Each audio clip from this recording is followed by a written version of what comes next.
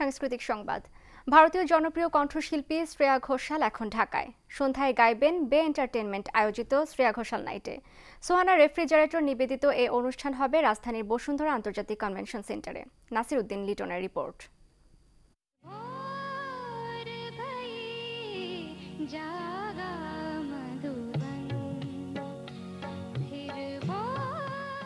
ভারতের জিটিভিতে সারেগামাপা সঙ্গীত প্রতিযোগিতা থেকে গানের ভুবনে আসেন বাঙালি মেয়ে শ্রেয়া ঘোষাল।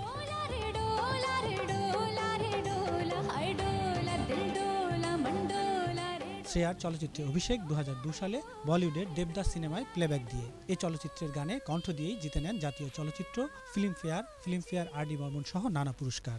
এখন পর্যন্ত গিয়েছেন 350টিরও বেশি চলচ্চিত্রে। 5 বছর পর আবারও ঢাকায় এই সঙ্গীত শিল্পী। বিশিষ্ট এই সঙ্গীত শিল্পীকে অভ্যর্থনা জানান সোহানা ইলেকট্রনিক্সের পরিচালক ফারিয়া মাহবুব পিয়াসা এবং ব্র্যান্ড ম্যানেজার সৈয়দ ইয়াসির আলম।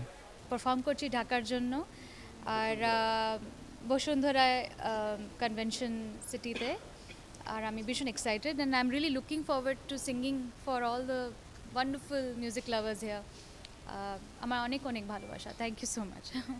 শ্রেয়া ধন্যবাদ জানান এদেশের ভক্ত অনুরাগীদের। Nasir Uddin Liton, Asian television, Dhaka.